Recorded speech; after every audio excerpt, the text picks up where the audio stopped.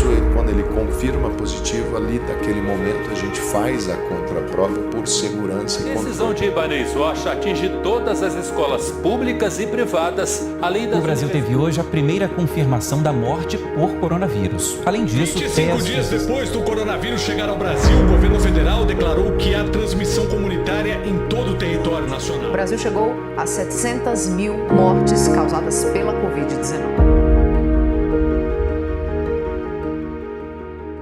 Em dezembro de 2019, a Sala de Situação, que é um laboratório vinculado à Faculdade de Saúde, nos procurou na diretoria para dizer, olha, parece que tem uma epidemia nova e parece que essa epidemia vai chegar aqui no Brasil. E queria saber se a Universidade de Brasília tem interesse em se preparar caso ela chegue, né? Então esse foi o primeiro contato.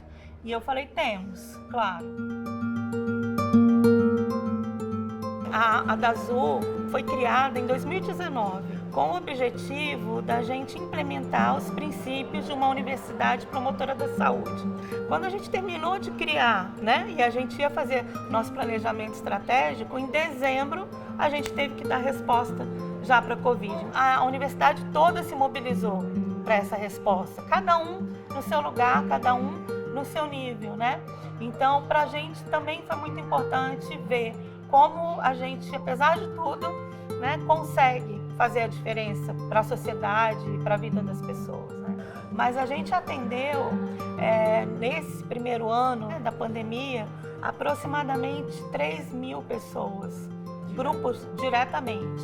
Grupos de luto, a gente fez 28, 30 grupos de luto, cada um com mais ou menos 10 pessoas, 15 pessoas. Nesses 5 GTs que a gente tinha, né, de atenção psicossocial, prevenção e promoção, educação, comunicação e um último de pesquisa, porque uma coisa fundamental na emergência também é a gente ter conhecimento rápido do que está acontecendo na comunidade para a gente poder intervir. Então a gente fez uma pesquisa sobre a saúde, no impacto, né, da pandemia na saúde mental, nos 3 segmentos aqui da universidade. Então, os docentes, os estudantes e os técnicos. Ouvimos todos os segmentos e fizemos grupos focais com grupos de estudantes específicos que, às vezes, têm realidades muito próximas, né? muito suas, assim, e que numa amostra grande fica diluído. Então, a gente ouviu os estudantes com deficiências, a gente ouviu os estudantes quilombolas, a gente ouviu os estudantes LGBTQIA+, para a gente tentar entender ações específicas, né? Teve muito sofrimento psíquico, que a gente percebeu, né? Tanto dos estudantes com relação a essa adaptação, né? Então, assim, muita ansiedade, depressão. Se já existia, isso cronificou, a pandemia cronificou. O isolamento, né? A solidão, a convivência em casa, que às vezes não era boa, que já era um motivo do adoecimento. E aí voltar para casa e não ter essa rede de proteção, que é a própria universidade, né? Os próprios colegas. Então a gente ouviu muitos relatos disso, da falta que fazia a universidade, da falta que fazia estar aqui, estar com o colega, estar ali respirando a UNB. Então isso era foi bem impactante, principalmente para os estudantes. Eu acho que para os docentes e técnicos, servidores técnicos, entra a parte da sobrecarga de trabalho, porque se acumula sobrecarga de trabalho de casa, né, com os problemas pessoais e familiares, com adaptação ao trabalho remoto.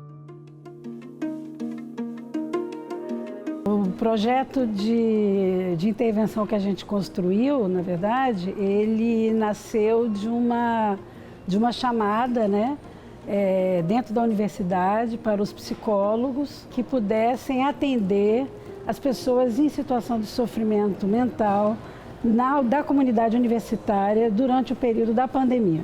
Então, nós pensamos em montar um grupo online, com os professores e um grupo com os servidores. A ideia da DASU também era da gente poder encontrar parceiros para os atendimentos à comunidade universitária. Então, diante disso, né, como eu integro a Sociedade Psicanalítica de Brasília, então eu procurei a sociedade e coloquei a demanda da universidade.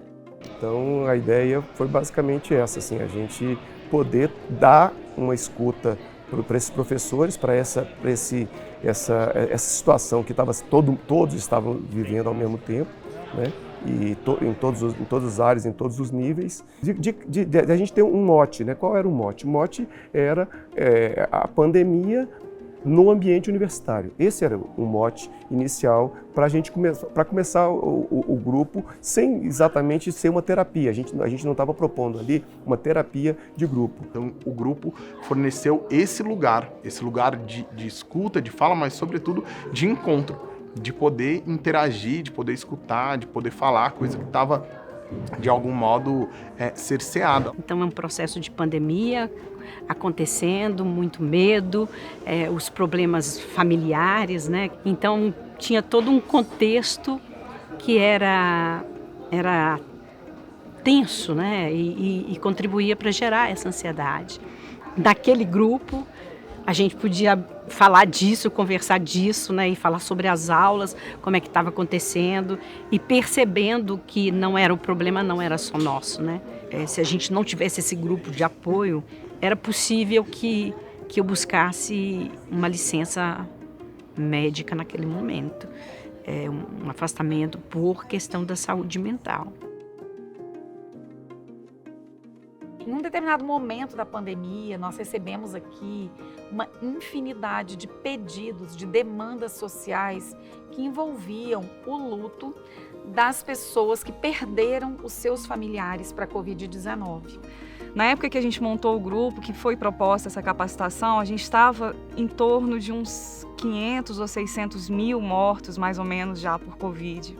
Então já era uma dor, já era um luto que ele era nacional, já não tinha como... Àquela altura, todos nós já conhecíamos alguém que tinha perdido alguém por Covid, né? E ao mesmo tempo tivemos esse trabalho de escuta com essa população que estava vivenciando esse luto e conseguimos construir então um trabalho de 6 encontros online, mediados, né, remotamente, com psicólogos que eram esses nossos voluntários, alunos nossos. E em seguida a gente conseguiu avaliar com eles, né, essa proposta e ampliar. Fizemos disso uma disciplina que se tornou uma disciplina de intervenção psicossocial na pandemia, e os nossos alunos de pós-graduação puderam também organizar outros grupos, além daqueles que a gente tinha feito como piloto.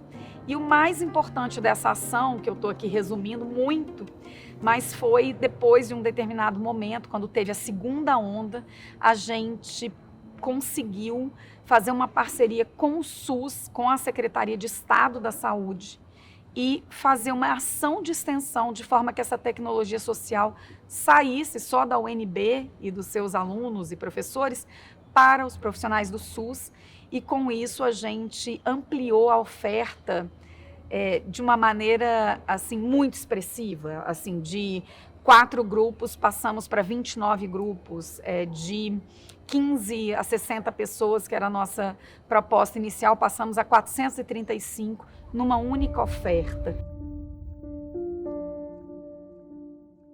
A gente encontrou muitas demandas, né? Acho que os grupos, por terem sido online e a divulgação ter sido online, acabou que a gente alcançou muitos estados para além do Distrito Federal, né?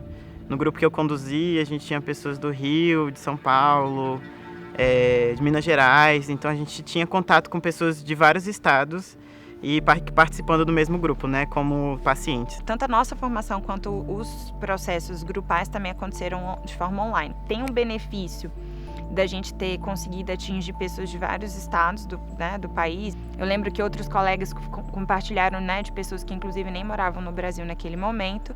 Então, às vezes, a conexão não estava boa, alguns participantes caíam, as câmeras não funcionavam, então o áudio, né, não estava muito legal, estava travando. E às vezes a questão da privacidade, assim, do sigilo também era uma preocupação nossa. E no contexto online nem sempre a gente tinha essa possibilidade. Então às vezes as pessoas não tinham fone de ouvido, ou elas estavam num espaço aberto, né, em que outras pessoas poderiam passar e transitar, e a gente estava falando de assuntos que são muito delicados e que não diziam respeito só àquelas pessoas que estavam, né, com a condição ali de não sigilo. Eu nunca tinha feito atendimento virtual e de repente estávamos eu e Kátia com um grupo atendendo virtualmente as pessoas, e as pessoas também um pouco assustadas de se abrirem dentro de um grupo onde poderia a sessão poderia ser gravada, né? Agora a gente falando fica um pouco mais simples, porém naquele momento lá era basicamente na sociedade de psicanálise basicamente não existia atendimento virtual. Foi mais uma linguagem que a gente conseguiu incorporar nas nossas ferramentas de trabalho. Por exemplo, nasceu aqui conosco, né, a ideia da visita familiar virtual, o prontuário afetivo, né, que aqui o Hospital Universitário desenvolveu, que era uma forma de humanizar aquela pessoa que estava ali entubada, e isso depois foi tomando escala, né, em outros hospitais, outros estados, né. A gente fez uma cooperação com a Itália, que foi muito interessante para nós, né, para avaliar a terapia comunitária como uma possibilidade de resposta à emergência. E outras ações, então a gente ofereceu oficina de manejo de estresse, oficina de meditação, mindfulness, o que a Regina ofereceu, um grupo, né, super importante de educação para os pais, sobre a educação dos filhos durante a pandemia, porque de repente todo mundo estava com as crianças em casa também. E a gente fez esse grupo durante um ano. Então, alguns pais iam umas vezes, faltavam, mas os que vieram sempre, eles começaram a poder também pensar a questão do desenvolvimento dos filhos, não apenas na questão da escola. Então, a gente também trabalhou essa questão de que uma criança de 2 anos que já tinha entrado na escola, como é que ela ia ficar em casa? A mãe tinha uma preocupação de que tinha que ensinar coisas para a criança. Então, a gente discutia e conversava muito sobre desenvolvimento infantil. Tinha pais com filhos já pré-adolescentes, então era uma outra realidade, uma outra preocupação por não estarem tendo aula. A DASU sai desse momento mais crítico, né, pré-vacina, vamos dizer assim, a gente sai desse momento muito cansada. Então foi um momento assim muito difícil, porque pensar que assim, naquele momento, a gente estava igual a população, tentando entender também o que estava acontecendo. Mas como a gente conseguiu agregar muitas pessoas nesse subcomitê, isso foi muito lindo de ver e viver. E a gente viveu um momento de muita solidariedade. Isso foi fundamental para nos manter de pé. Então a gente tinha professores de cursos diferentes, desde a engenharia, faculdade de comunicação, professores da saúde, que vieram compor conosco, os estudantes, então o DCE, né, o nosso Diretório Central de Estudantes, junto conosco desde o início, mobilizando também os estudantes, né, e técnicos também vieram trabalhar. Então, um outro fator, né, de proteção em saúde mental é a solidariedade. É você sentir que pode fazer algo por alguém, que aquilo que você faz alguma diferença. Então, o nosso trabalho foi um fator de proteção para nós. Apesar do cansaço, a gente saber que aquilo que a gente estava fazendo estava trazendo diferença na vida de alguém.